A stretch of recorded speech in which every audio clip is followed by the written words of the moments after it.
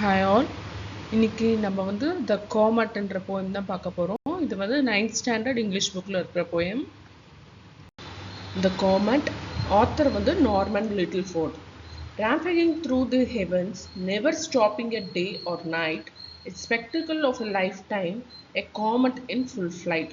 இதில் rampagingன்றது வந்து ஒரு ஏரியாவில் ஒரு பர்டிகுலர் ஏரியாக்குள்ளே ஃபாஸ்ட்டாக போகிறது. ஸோ அதனால் வந்து உனக்கு நாய்ஸ் டேமேஜ் அதெல்லாம் நடக்கிறது தான் வந்து இந்த ரேம்பேகிங்னு சொல்லுவாங்க.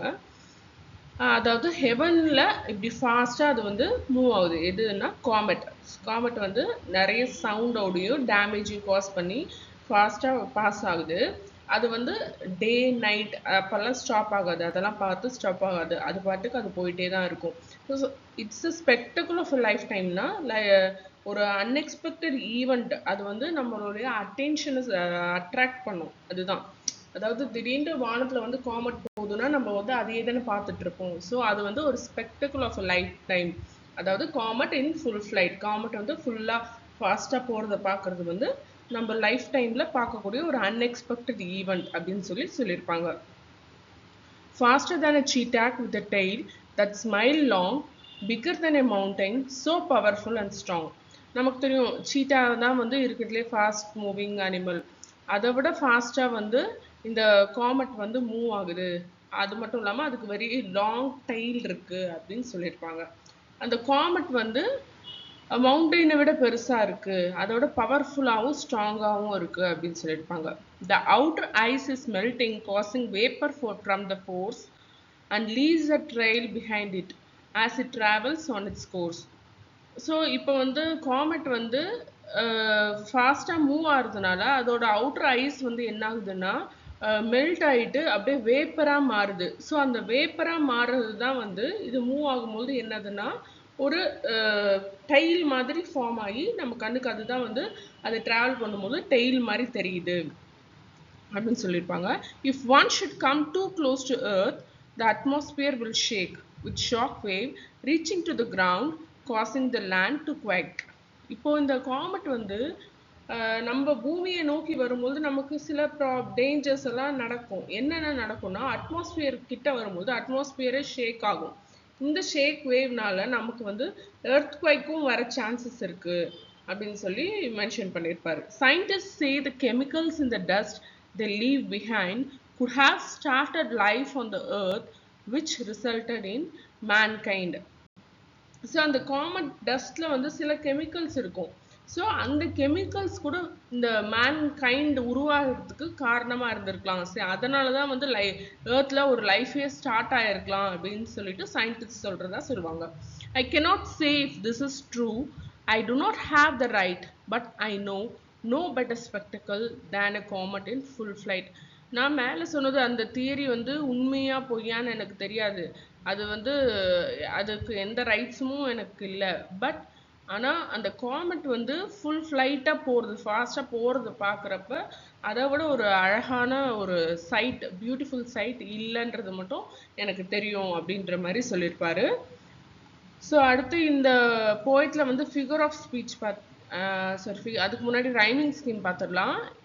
ஹெவன்ஸ் ஏ, நைட்டுக்கு வந்து பி, லைஃப் டைம் வந்து சி, மறுபடியும் ஃப்ளைட்டுக்கு வந்து பி. ஸோ ஏபிசிபி அதுதான் வந்து ஃபுல்லுமே இந்த போயம் ஃபுல்லுமே ஏபிசிபி தான் ரைமிங் ஸ்கீமாக இருக்கும்.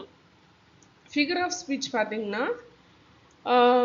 ராம்பிங் த்ரூ த ஹெவன்ஸ், அது வந்து இமேஜினரி தான், நம்ம வந்து இமேஜின் பண்ண முடியுது இல்லையா அந்த சைட்டு, அதுதான்.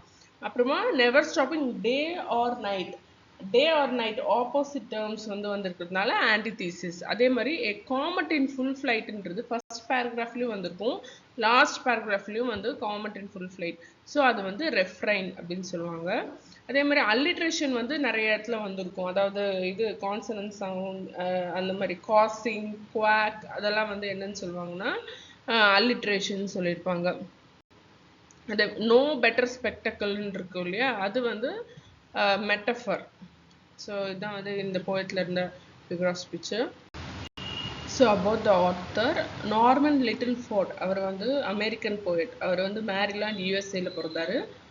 அவருடைய ஒர்க்கெல்லாம் பார்த்தீங்கன்னா மோஸ்ட்லி இந்த லைஃப், நேச்சர் அந்த மாதிரி தான் இருக்கும். ஸோ அவங்களோட போயம் வந்து சிம்பிளாக இருந்தாலும் ஒரு தாட் ப்ரொவோக்கிங்காக இருக்கும் அப்படின்ற மாதிரி சொல்லியிருப்பாங்க. அடுத்து glosaries.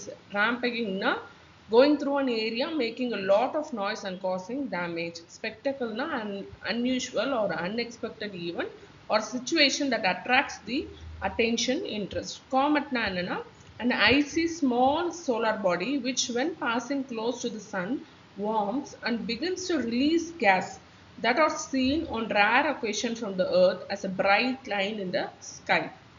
Trial na a path often made or used for a particular purpose. Quack na sudden violent movement of earth's surface, sometimes causing a great damage. அது வந்து short form of earthquake. Appreciation question answers பார்க்கலாம். Rampaging through the heavens, never stopping day or night. How does the comet travel? Comet travel through the sky making lot of noise and causing damage. Which word could replace rampaging with? அப்படின்னா speeding. Second one, faster than a cheetah with a tail that's mile long. Why is the comet compared to the cheetah? Because of its speed. Whose tail is compared here? Tail of the comet is compared here. With shock wave reaching to the ground causing the land to quake.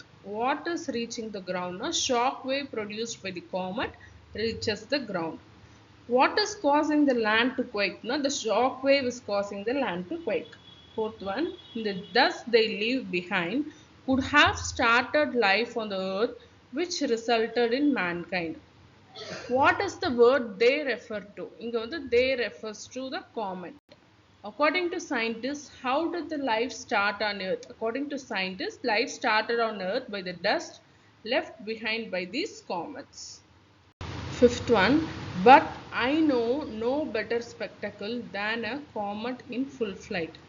Who does I refer to? I refers to the poet. What is the best spectacle mentioned in the above lines? The flight of the comet is the best spectacle mentioned in the above lines.